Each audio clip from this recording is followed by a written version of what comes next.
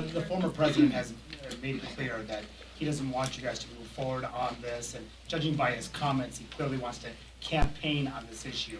Have you spoken to him about the Senate proposal, and are you simply trying to kill this to help him out in the campaign? No, Manu, that's absurd. We have a responsibility here to do our duty. Our duty is to do right by the American people, to protect the people. The first and most important job of the federal government is to protect its citizens. We're not doing that under President Biden.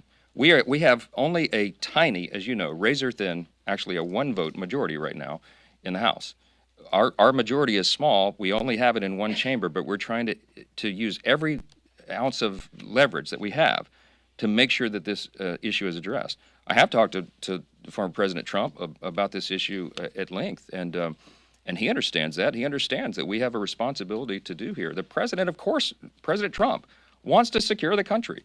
President Trump is the one that talked about border security before anyone else did. He ran on, as you remember, building the wall. Speaker Mike Johnson thinks that since Trump supporters take his opinions and characterizations as fact, that he can just legislate on it.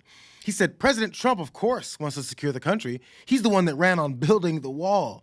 So for a president that promoted his shady economic friendships with Saudi leaders that had a journalist killed, he publicly sided with Vladimir Putin over his own country and even pardoned Steve Bannon for his build the wall scam.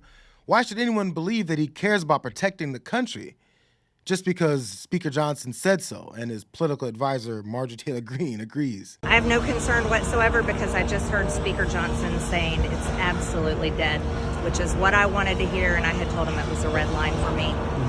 As a matter of fact, he said so clear, I don't know why people keep asking me about it, because as it stands right now, there's no way forward. He said there's no way forward in the Senate? No way forward.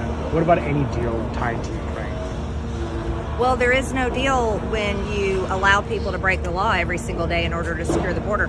President Biden has every tool necessary to secure the border. He's just unwilling to do it.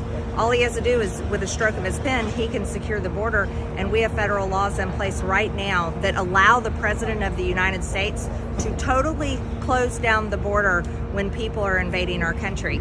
President Biden is the one that is unwilling to do it. It's not Republicans in the House. We passed H.R. 2. It's the Biden administration and Democrats who are unwilling to secure the border. So, with that one vote majority in the House, Speaker Johnson and Assistant Speaker Greene are pushing the righteousness card, claiming that they're fighting with the president and Democrats that want your kids killed by an invasion. The reason it smells political is because it is. They refuse to acknowledge the Republicans that are in agreement on a bipartisan deal.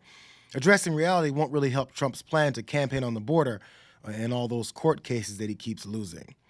All that's left is tough talk and fear-mongering. The state of Texas is using every resource available to ensure that our southern border doesn't become a relic, an antique of the past. In a persevering spirit reminiscent of that displayed by those at the Alamo in our great state of Texas, the Lone Star State has stood its ground against an invasion and an administration that clearly wants the opposing forces to win. If we cannot defend our borders, America has no future. And so I thank God for Texas, which unquestionably has the constitutional right to protect itself.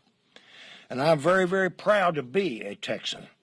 And if this becomes the hill to die on, I can tell you that I will gladly join my state. Representative Brian Babin wants to join his fellow brethren who lost at the Alamo because that generates excitement with their bloodthirsty base that watches way too many movies.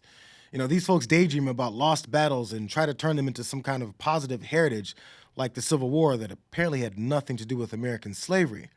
Their focus is always on fighting and endless punishment with no thought of how to prevent the problems that they want to point some guns at.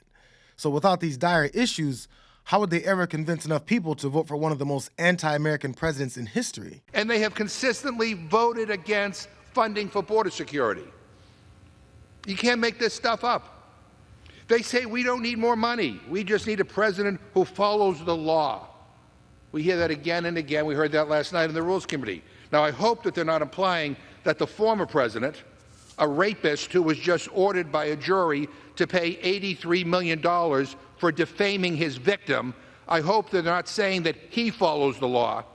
He's been indicted 4 times with 91 felony counts. I mean, this guy's been indicted more times than he's been elected. Give me a break. That's who's calling the shots around here.